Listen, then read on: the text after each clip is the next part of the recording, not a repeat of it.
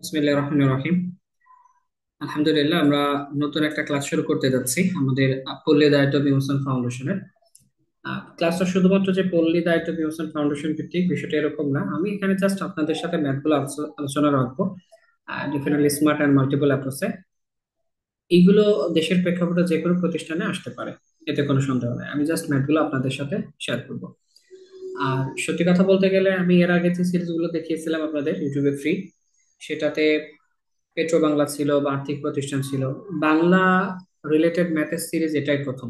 তো এখানে আমরা দুইটা ক্লাস নিব। প্রথম ক্লাসে পলিদায়িত্ব বিমোচন ফাউন্ডেশন এর সাথে রিলেটেড আরো কিছু প্রতিষ্ঠান আছে, যেমন বাংলাদেশ পল্লী উন্নয়ন বোর্ড, ক্ষুদ্র কৃষক উন্নয়ন ফাউন্ডেশন। এগুলোর প্রশ্ন প্যাটার্ন কিন্তু মোটামুটি সেম, একদমই সেম টাইপ অফ কোশ্চেন এরা করে থাকে। তো আমি এখানে জাস্ট ওই টাইপের ম্যাথগুলো এখানে আমরা আনবো। আর সেকেন্ড ক্লাসটা হচ্ছে একটু পরেই নিব, যেহেতু এক্সাম টেকার আমাদের এমআইএসটি। তো এমআইএসটি এক্সাম নিয়েছে এবং তারা বাংলা প্রশ্ন করছে। সাধারণত তারা বিভিন্ন প্রতিষ্ঠান ইংলিশ কোশ্চেনও করে। তো বাংলা প্রশ্ন করছে ম্যাথের রিলেটেড, এরকম কিছু কোশ্চেন আমি বাছাই করেছি, এগুলো নিয়ে সেকেন্ড ক্লাসটা নিব।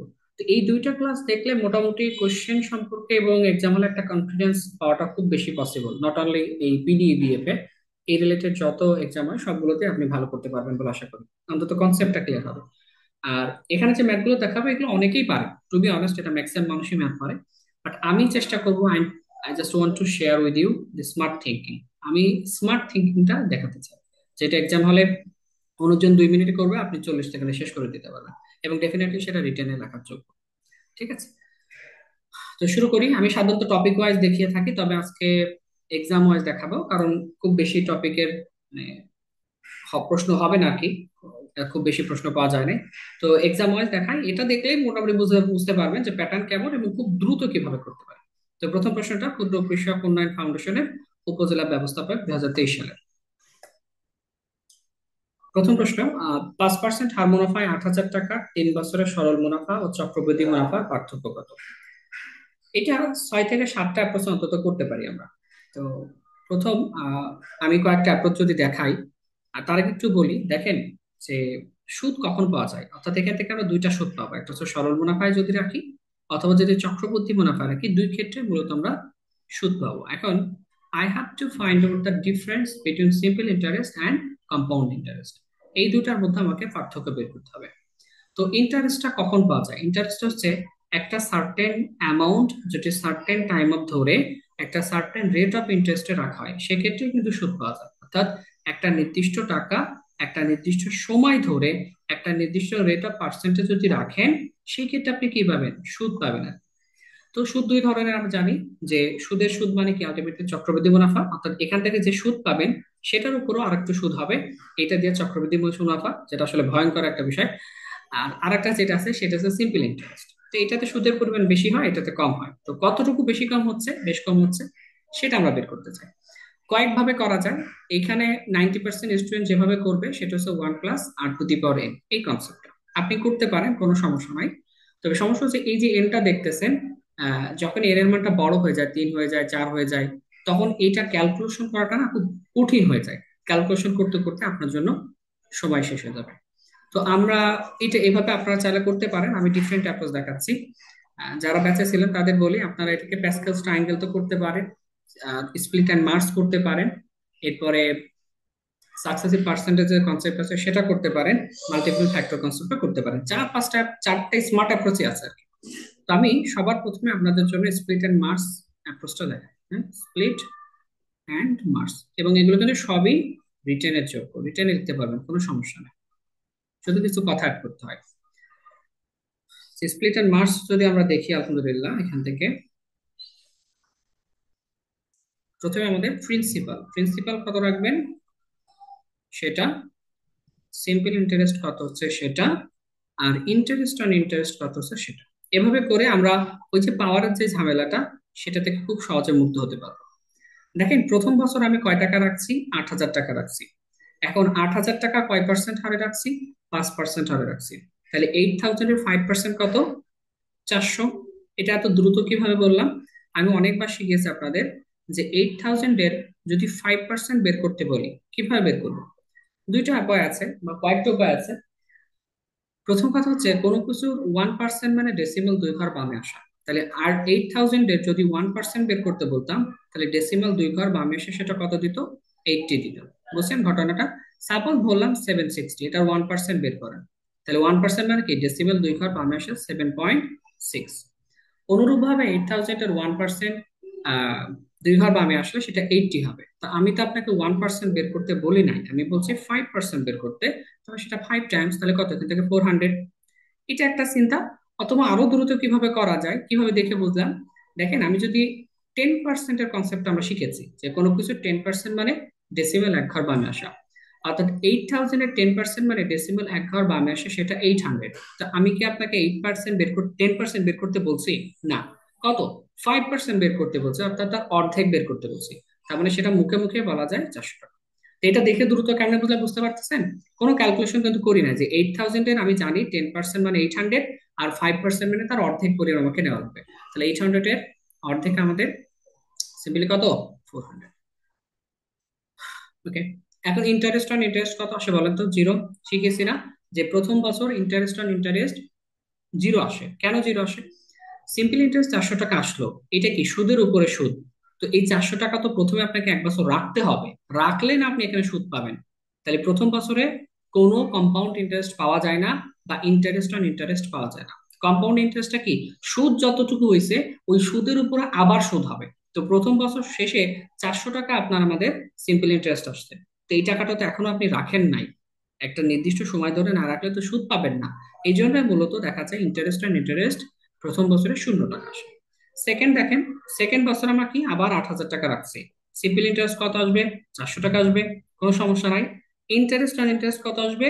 405%। তাহলে 405% কিভাবে বের করবো? 410% মানে 40, 5% তার অর্ধেক, আমাদের কত? 20। বুঝছেন ঘটনা? এবার খেয়াল করেন। এবার খেয়াল করতে হবে ইন্টারেস্ট অন ইন্টারেস্টে 20 কিভাবে পেলাম। এই যে 400 টাকা এক বছর শেষে এটা কিন্তু কাজে লেগে গেছে। ঠিক আছে?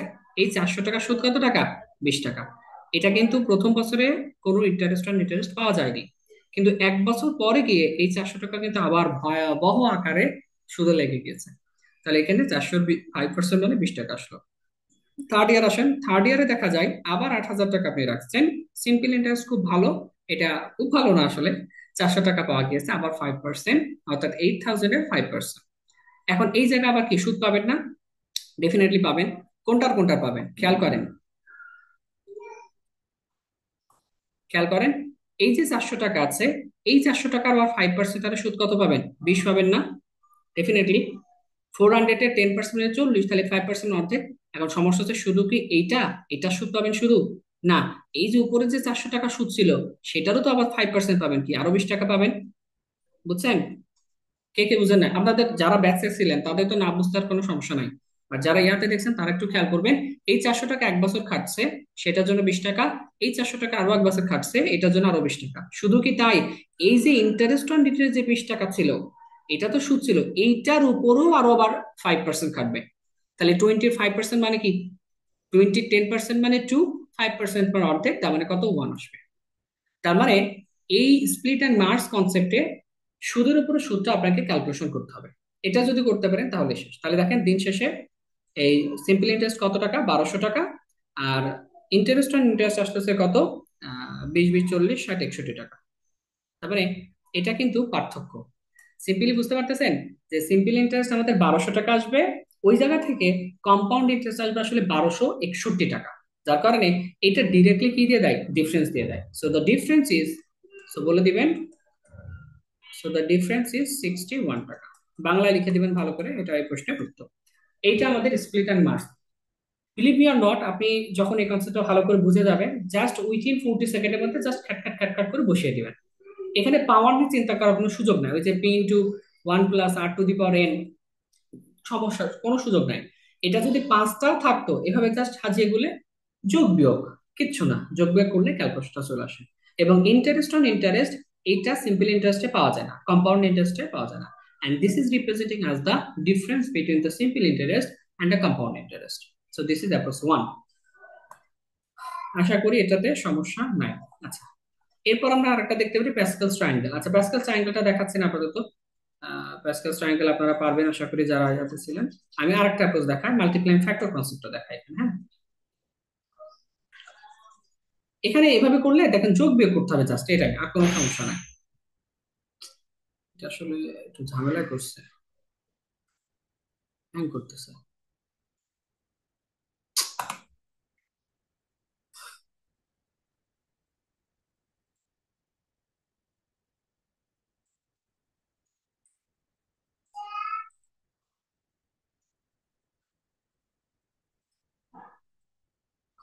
এটা তো একটু ঝামেলা হয়ে গেল, রেকর্ড কি ঠিকঠাক হচ্ছে?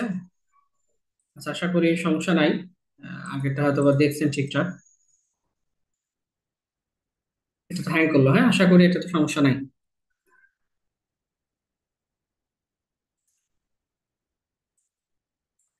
এখন এটা কি রেকর্ড হলো নাকি কেটে গেল আমি তো বুঝতে পারতেছি না।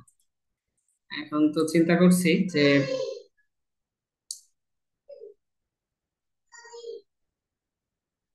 ক্লাস কি আপনারা মানে রেকর্ড হবে কি হবে না, আচ্ছা যাক, নেই কি আর করার, কিছু তো করার নাই, না হলে আসলে কপাল খারাপ যদি রেকর্ড না থাকে। সেকেন্ড প্রশ্ন, একজন দোকানদার 7.5% ক্ষতিতে, পার্সেন্ট থাকার কথা সম্ভবত এটা, পার্সেন্টে থাকা উচিত, না উত্তর হবে না। সাড়ে 7.5% ক্ষতিতে একটি দ্রব্য বিক্রয় করলো। যদি বাটির ক্রয় মূল্য বা দ্রব্যটির ক্রয় মূল্য 10% কম হতো এবং বিক্রয় মূল্য 31 টাকা বেশি হতো, তাহলে তা 20% লাভ হতো। দ্রব্যটির ক্রয় মূল্য কত? ওকে, অনেকভাবে চিন্তা করা যায়, আর সাধারণত যারা 11 থেকে 20 গ্রেডের এক্সাম দেন তারা এই টাইপের প্রশ্ন করে করে অভ্যস্ত, তাই না? এটা আচ্ছা, সরি সরি, ওখানে তো আরেকটা অ্যাপ্রোচ দেখাতে চেয়েছিলাম, এখানে আরেকটা অ্যাপ্রোচ দেখাতে চেয়েছিলাম, হ্যাঁ, আরেকটা অ্যাপ্রোচ দেখাতে চেয়েছি।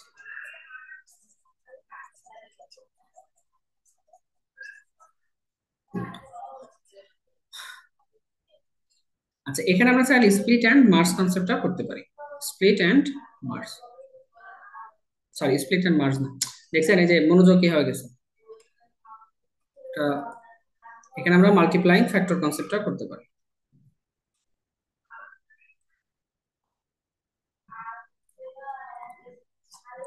মাল্টিপ্লাইং ফ্যাক্টর কনসেপ্টে খেয়াল করেন যে 8,000 টাকা, প্রথমে আমরা সিম্পল ইন্টারেস্টটা বের করে নিতে চাই। 8,000 টাকা আমাদের 3 বছর রাখতে চাই। এই 3 বছর কিভাবে রাখতে চাই? 5% রেট অফ ইন্টারেস্ট। তাহলে দুইটা শূন্য, দুটো শূন্য ক্যান্সেল আউট করেন, 3 5 15, মানে 15, 8 15 120, তার মানে 1200 টাকা আমাদের আসবে সিম্পল ইন্টারেস্ট। তো যেহেতু আমাদের দুইটার পার্থক্য খুঁজে বের করতে হবে, তাহলে রেট অফ সিম্পল ইন্টারেস্ট বের করা হয়ে গেছে, এখন আমরা জাস্ট কম্পাউন্ড ইন্টারেস্টটা বের করার চেষ্টা করবো। কম্পাউন্ড ইন্টারেস্টটা আমরা বের করতে সহায়তা নেব মাল্টিপ্লাইং ফ্যাক্টর কনসেপ্টে। যে এই যে 8,000 টাকা আপনি রাখলেন, দেখেন 5%-এর অর্থটা কি?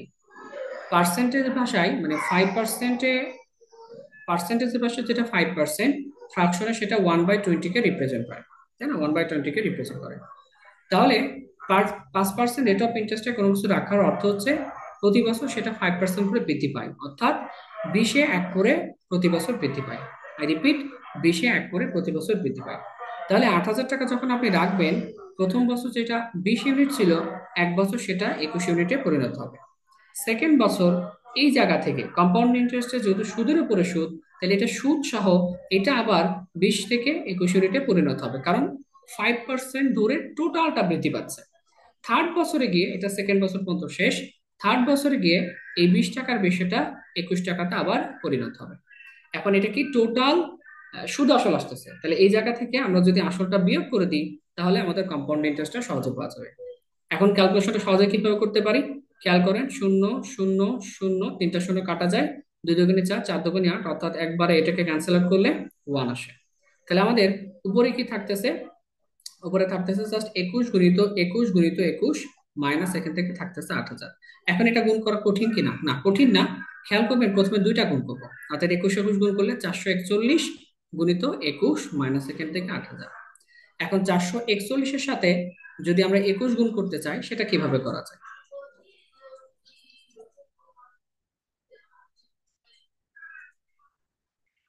খেয়াল করেন, 441-এর সাথে 21 গুণ করবো। তো এটা প্রথমে 10 বার নেন, 441-কে 10 বার নেন, তারপর আরো 10 বার নেন। কিন্তু আপনাকে তো আমি 21 বার নিতে বলেছি, তাহলে এখানে 20 বার নিয়েছেন, আরো একবার নিলে 441। তো এটা পরেও যোগ করতে পারেন। এখানে লেখা যায় 8,820, সেটার সাথে 441, দ্যাট মিনস এখানে 1 4 2 6, 9,261। তাহলে খেয়াল করেন, এটা আমাদের কত আসতেছে? 9,261, আর এটা আসতেছে আমাদের 8,000। সো আলটিমেটলি দেখা যায় 1,261 টাকা আসতেছে আমাদের কম্পাউন্ড ইন্টারেস্ট। খেয়াল করেন, 1261 টাকা কম্পাউন্ড ইন্টারেস্ট আর সিম্পল ইন্টারেস্ট কত ছিল? 1200 ছিল। So the difference between two is 61 টাকা। এটা এই প্রশ্নের সঠিক উত্তর। সমস্যা হচ্ছে কি, মানে এখন আমি কনফিউজ কিছুটা যে আমার কথাগুলো রেকর্ড হচ্ছে কিনা, আর একবার হ্যাং হয়ে গেছিল, এই জন্য কিছুটা মনোযোগ দিতে কষ্ট হচ্ছে। তো আশা করি বুঝতে পারছেন। এটাও কিন্তু কোনো বড় অ্যাপ্রোচ বা কোনো কিছু না। সিম্পল আমি আরেকবার দেখিয়ে শেষ করে দিচ্ছি। এটা মাল্টিপ্লাইং ফ্যাক্টর কনসেপ্টে আমরা সিম্পল ইন্টারেস্টটা বের করবো এবং কম্পাউন্ড ইন্টারেস্টটা ফ্যাক্টর কনসেপ্টে বের করে নিব। এবং হলো বাংলায় কিভাবে লিখবেন, যদি সুন্দর করে লিখতে চান প্রথমে বলবেন 3 বছরের সরল মুনাফা। হ্যাঁ, আমি একটু দেখাই, হ্যাঁ, যেহেতু রিটেন ম্যাথ আপনারা পারবেন লিখতে, তারপর বলি। প্রথমে লিখবেন যে 3 বছরের সরল মুনাফা সেটা কত, সিম্পলি 8,000 টাকার উপরে 3 বছর রাখবেন 5/100। অ্যাজ এ রেজাল্ট এটা আমার 1200 টাকা সিম্পল ইন্টারেস্ট দিবে। এরপর বলবেন 3 বছর শেষে চক্রবৃদ্ধি মুনাফাটা কত। চক্রবৃদ্ধি মুনাফা কি হবে, 8,000-এর 5% রেট অফ ইন্টারেস্টে 20 থেকে প্রথম 21-এ পরিণত হবে প্রথম বছর, সেকেন্ড বছর এইটা, থার্ড বছর এইটা। এখান থেকে 8,000 টাকা বাদ দিলে কম্পাউন্ড ইন্টারেস্ট বের হয়ে যাবে। সেখান থেকে আমরা ক্যালকুলেশন করলাম 1261 আসলো। তাহলে এই 1200 এবং এই 1261, এই দুটার ডিফারেন্স আমাদের 61 টাকা। That is the difference. এইটা আমাদের এই প্রশ্নের সঠিক উত্তর। তো এটাকে আপনারা চাইলে আরো 4-5টা অ্যাপ্রোচও করতে পারেন। বিশেষ করে এসপিআর যে কনসেপ্ট আছে, সাকসেসিভ পার্সেন্টেজ, সেটা দিয়েও করা যায়, প্যাসকেলস ট্রায়াঙ্গেল দিয়েও করা যায়, অনেকভাবে করতে পারেন। ঠিক আছে, তো এটা শেষ করলাম আপাতত। পরে নিতে যাচ্ছি, আজানটা হয়ে যাক, তারপরে ক্লাস শুরু করে আদারস আপনারা শুনতে পারবেন।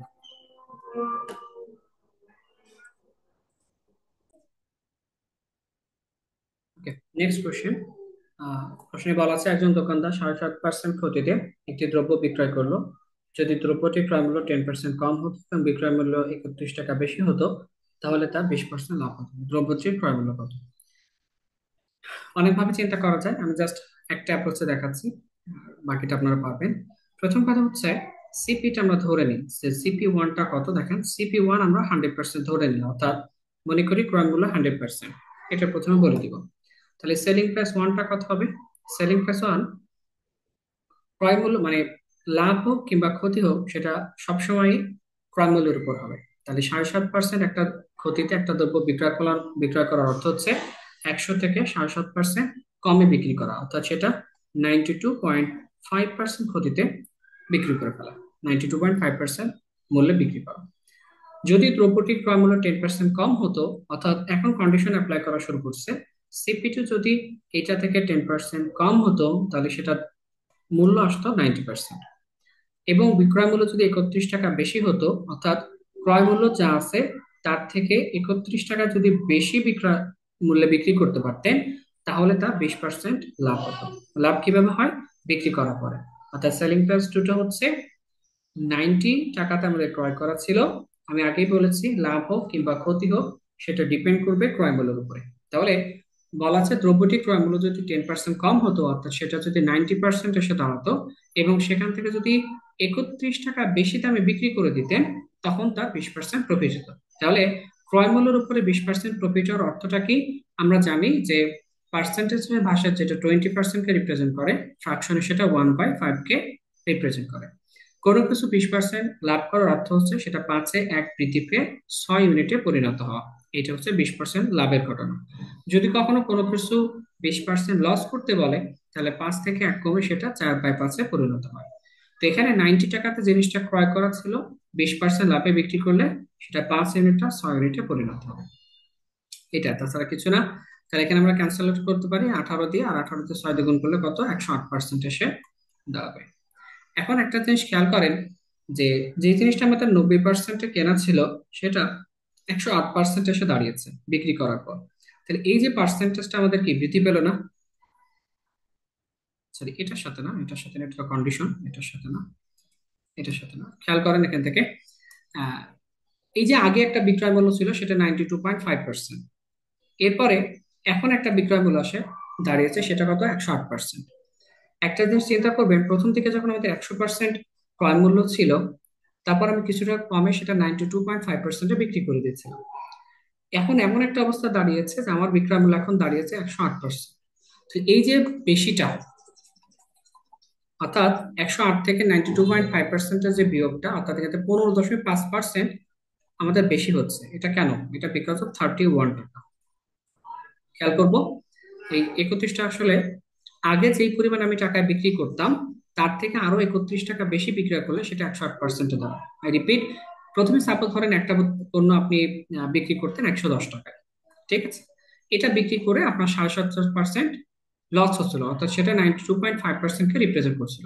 এখন যখনই আপনি 31 টাকা বেশিতে বিক্রি করছেন, অর্থাৎ সেটা 141 টাকাতে দাঁড়াচ্ছে, এটা এখন আলটিমেটলি বোঝাচ্ছে বিক্রয় মূল্য 108%। হ্যাঁ, প্রফিট হয়েছে। এটার সেলিং প্রাইস 1 আর এটার সেলিং প্রাইস হচ্ছে 2। এখন এই যে প্রফিটটা হলো, কেন হলো? বিকজ অফ প্রথম বিক্রয় মূল্য থেকে দ্বিতীয় বিক্রয় মূল্যে একটু বেশি টাকা বিক্রি করছেন, এটাই। তাহলে আমাদের বাসায় যেটা বেশি হয়েছে 92.5 থেকে 108, অর্থাৎ 15.5%। আমাদের বাসায় যেটা বেশি, প্রশ্নের বাসা, সেটা 31 টাকা। খেয়াল করবেন, আমাদের বাসায় যেটা 15.5% বেশি হয়েছে। কেন হয়েছে বেশিটা? বিকজ অফ 31 টাকা আপনি আরো বেশি বিক্রয় মূল্য করছেন। তাহলে এখান থেকে দেখা যায় 100%-এর ভ্যালুটা কত। তাই দেখেন, 15.5 31 হয়েছে, মানে 2 টাইমস এর ভ্যালু দিয়েছে, তাহলে এটা 2 টাইমস এর ভ্যালু দিয়ে 200 টাকা। এটাই এই প্রশ্ন সঠিক। একটু মানে জটিল করলাম, মানে সহজ জিনিস মানে একটু বেশি জটিল করে ফেলছে আমার যতদূর মনে হয়। আমি আরেকবার একটু হালকা বলে দিই যে ক্রয় মূল্য 100%, বিক্রয় মূল্য 92.5%, 7.5% লসে। যদি ক্রয় মূল্যটা 10% কম হতো, সেটা 90% এসে দাঁড়াতো, তাহলে 20% লাভ হতো। তো লাভটা আমরা আগে করে নিব, 5 ইউনিটের বিষয়টা 6 ইউনিট হয়ে যাবে, অর্থাৎ সেটা 108%-এ দাঁড়াবে। এখন এই যে দুইটা বিক্রয় মূল্যের পার্থক্য, সেটা আমাদের ভাষায় কত? 15.5%। তো এই বিক্রয় মূল্য পার্থক্যটা কেন হলো? বিকজ অফ আগে থেকে 31 টাকা বিক্রয় মূল্য বৃদ্ধি করার কারণে। তাহলে 15.5 যদি 31 হয়, তাহলে 100%-এর ভ্যালু কত, যেটা আসলে ক্রয় মূল্যকে রিপ্রেজেন্ট করে। তাহলে এইটা 2 টাইমস এর ভ্যালু দিয়েছে, এটাও 2 টাইমস এর ভ্যালু দিয়ে 200 টাকা আসবে। ঠিক আছে? তো এটা রিটার্নে লিখলে এভাবে লিখবেন যে, মনে করি ক্রয় মূল্য 100 টাকা, 60% ক্ষতিতে বিক্রয় মূল্য 100 মাইনাস 60, মানে 92.5 টাকা। এবার বলবে যে ক্রয় মূল্য 10% কমে 90 টাকা, তাহলে নতুন বিক্রয় মূল্য হতো 108 টাকা। তাহলে প্রশ্ন এখন বলে দিবেন যে প্রশ্ন মতে এই 15.5%-এর ভ্যালু 31, একে কত, 100 কত। এভাবে চাইলে লিখে দিতে পারেন।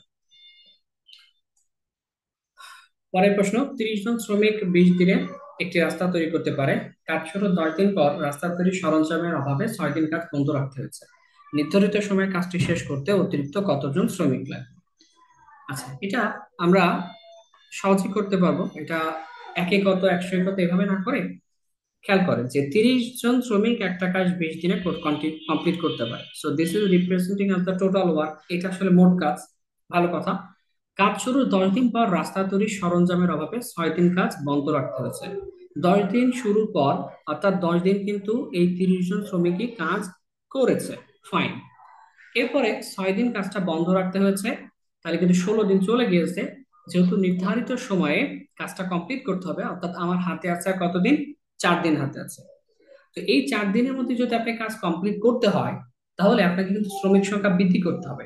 শ্রমিক সংখ্যা বৃদ্ধি করা ছাড়া নির্ধারিত সময় আপনি কাজ কমপ্লিট করতে পারবেন না, কারণ 6 দিন কিন্তু ওয়েস্ট হয়ে গেছে। তো এই যে 30 জন শ্রমিক আমাদের ছিল, এটার সাথে আমাদের কতজন শ্রমিক লাগবে? সাপোজ ধরে নিলাম এম সংখ্যক আমাদের শ্রমিক লাগবে। তো এটা যদি ক্যালকুলেশন করি, আহ সহজে কিভাবে করতে পারি? 20টা 30 থেকে এই যে 10টা 30 বাদ দিব, তাহলে সিম্পলি কি 10টা 30 থাকবে এখানে, বা ক্যালকুলেশনও করতে পারেন, 600 থেকে 300 বাদ দিব। অতএব এভাবেও চিন্তা করা যায়, 20টা 30 থেকে 10টা 30 বাদ দিয়ে দিব, ইন্টু এখানে কত, 4, 30 প্লাস এখান থেকে এম। প্রথমেই কিন্তু বলে দিবেন, মনে করি এম জন নতুন শ্রমিক প্রয়োজন হবে।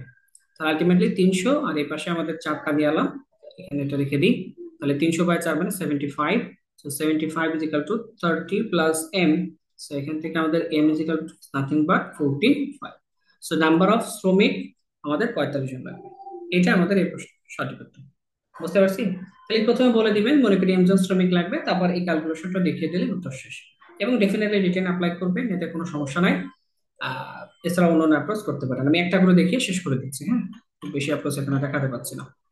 আচ্ছা, ক্ষুদ্র কৃষক উন্নয়ন ফাউন্ডেশন, এটা মাঠ সংগঠক, অর্থাৎ আপনাদের যে মাঠ কর্মকর্তা পরীক্ষা হবে সেটার মতো আর কি। প্রথম প্রশ্ন, তাই বুঝতে পারতেছেন যে সিম্পল এন্ড কম্পাউন্ড ইন্টারেস্ট থেকে কিন্তু একটা করে প্রশ্ন আসতেছে, এটা বুঝতে হবে। এবং কাজের মেয়াদ থেকেও সাধারণত দেখা যায় একটা করে প্রশ্ন আসছে।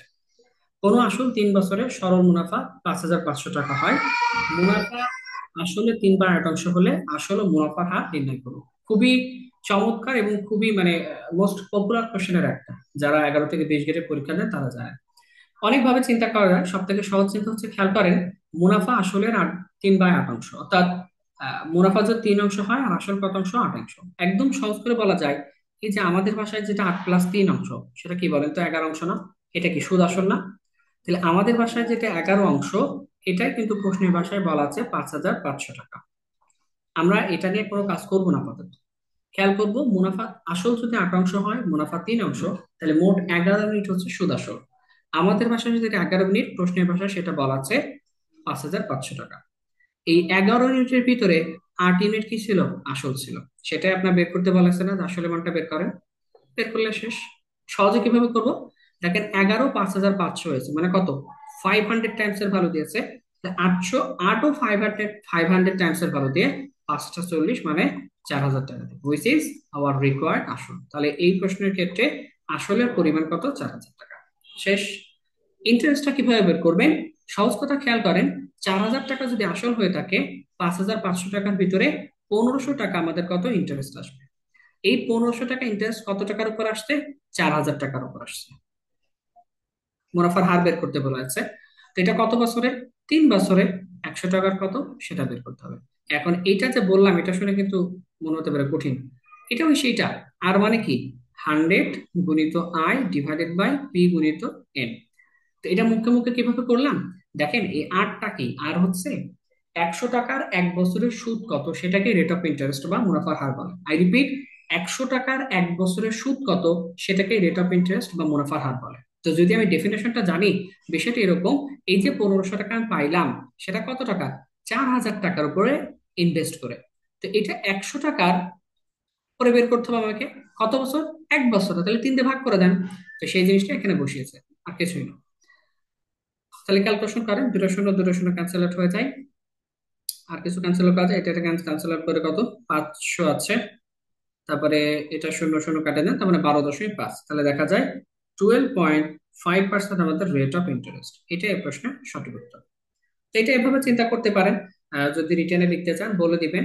আহ, মানে আরো যদি বৃদ্ধি করতে চান তাহলে বলে দিবেন যে, মনে করি আসল 8 ক, মুনাফা 3 ক, তাহলে আমাদের ভাষায় যেটা 11 ক, প্রশ্নের ভাষায় সেটা হচ্ছে 5,500 টাকা।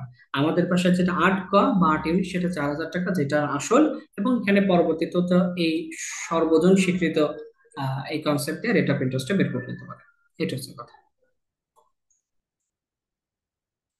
একটি জিনিস 612 টাকা বিক্রি করলে 15% ক্ষতি হয়, কত টাকা বিক্রি করলে 10% লাভ হবে? সহজ প্রশ্ন, অনেকেই অনেকভাবে করতে পারেন। তবে মাল্টিপল ফ্যাক্টর কনসেপ্টে ডিরেক্টলি করতে পারি। এই যে 612 টাকায় বিক্রি করছি, এর জন্য 15% ক্ষতি হয়েছে, অর্থাৎ সেটা 85 ইউনিটে বিক্রি করে দিয়েছেন। যদি 10% লাভ করতে চায়, সেটা আসলে 110 ইউনিটে বিক্রি করতে চায়। ক্যালকুলেশন করলে শেষ। এটাকেই আপনি বৃদ্ধি করে করতে পারেন, যে এটা 85 হলো, এটা 100, এটা 110 হলো, এটা কত, এভাবে করতে পারেন। কোর কনসেপ্টটুকু আমি দেখিয়ে দিলাম। সো 5 দিয়ে ক্যান্সেল আউট করলে কত? 17। 5 দিয়ে ক্যান্সেল আউট করলে এখান থেকে কত? 22। 612 দিয়ে কাটা যাবে? দেখি। 3 17 কত? 51। 10 2, তার মানে 102। 6 17 102। তাহলে খেয়াল করি, 36 গুণিত 22 ক্যালকুলেট করতে হবে। সহজে কিভাবে করা যায়? দেখেন, 36কে 22 দ্বারা গুণ করা আপনার জন্য কঠিন, কিন্তু 10 দিয়ে সহজ না? 36কে 10 বার নেন 360, আরো 10 বার নেন 360। তাহলে কত আসলো? 720। কিন্তু আমি তো আপনাকে 22 বার নিতে বলছিলাম, আপনি 20 বার নিয়েছেন। তাহলে আরো 2 বার 36 নিব, অর্থাৎ 72 নিব। That means 792 is our required answer. Next one. 30 জন লোক কোনো কাজ 24 দিনে করতে পারে। কাজ আরম্ভের 12 দিন পর 15 জন লোক চলে গেলে বাকি লোক কত দিনে অবশিষ্ট কাজ শেষ করতে পারবে? একই টাইপের কাহিনী। আমরা টোটাল ওয়ার্কটা খেয়াল করি, যে 30 জন লোক 24 দিনে একটা কাজ কমপ্লিট করে। So this is representing the total work. কাজ আরম্ভ 12 দিন পরে, তার মানে 12 দিন কিন্তু they have done the work. কতজন লোক? 12 দিনে 30 জন লোক কিন্তু কাজ করেছে। প্লাস 15 জন লোক চলে গেলে বাকি লোক কত দিনে? তাহলে 15 জন চলে গেলে 30 জন থেকে আর 15 জন লাগবে। এই 15 জন বাকি কাজ কত দিনে শেষ করবে? তাহলে প্রথমে বলে দিবেন যে লেট রিকোয়ার্ড ডেজ আমাদের ডি ডেজ। তাহলে এখন যদি ক্যালকুলেশন করি, কিভাবে করব? 24টা 30 থেকে 12টা 30 বাদ দিয়ে দিব। আপনি কিন্তু এখানে গুণ করতে যাবেন না যে 30 গুণিত 24 কত, 12 গুণিত 30 কত, না। সিম্পলি এটা কি, 30, 24টা 30 আমার হাতে আছে এবং 12টা 30 আমার হাতে আছে। তাহলে সিম্পলি আমার আর 12টা 30 থাকবে। এই 12টা 30 আমরা কি করবো, 15 একবারে নিচে নিয়ে আসি, ইজিক্যাল টু কত, ডি। সো ক্যান্সেল আউট করে দেন 2, তাহলে ডি ইজিক্যাল টু 24 এটা আমাদের এই প্রশ্নের সঠিক উত্তর। এখন এটা আসলে এত কিছু করা যায় না, এটা 5 সেকেন্ডের কাহিনী। যে লোক সংখ্যা যেহেতু অর্ধেক হয়ে গেছে, দিন সংখ্যা দ্বিগুণ লাগে, বুঝছেন? কাজটা কমপ্লিট করতে লোক সংখ্যা যেহেতু অর্ধেক হয়ে গেছে, আর তার 30-এর জায়গায় যেহেতু 15 চলে আসছে, দিন সংখ্যা বাকি কাজ 12 থেকে ডাবল হয়ে 24। এটাই কনসেপ্ট। লোক সংখ্যা অর্ধেক হলে দিন সংখ্যা দ্বিগুণ হয়ে যায়, আর লোক সংখ্যা দ্বিগুণ হলে দিন সংখ্যা অর্ধেক হয়ে যায়। এটা মূলত এই কাজের ম্যাথের একটা গুরুত্বপূর্ণ কনসেপ্ট। তো ঠিক আছে, আমরা এটা শেষ করলাম। আই রিপিট, এখানে যা দেখিয়েছি প্রত্যেকটা রিটেন অ্যাপ্লিকেবল, এখানে কোনো চিন্তা নাই। শুধু কিছু কথা সুন্দর করে অ্যাড করবেন, যেটা আশা করি আপনারা করতে পারবেন। যে মনে করে ডি সংখ্যক দিন লাগবে, তারপর প্রশ্ন মতে এভাবে সুন্দর করে অ্যাড করে দেবেন। তো এটা, এখানে বীজগণিত এসেছিল একটা দুইটা, আমি সেগুলো স্কিপ করছি, শুধুমাত্র মান নির্ণয়ের প্রশ্ন ছিল। তো এটা আপাতত এখানে শেষ করলাম। আলহামদুলিল্লাহ, আমরা সেকেন্ড যে ক্লাসটা এমআইএসটি যে বাংলা ম্যাথ গুলো নিয়েছে সেই সম্পর্কিত একটা ক্লাস নিব।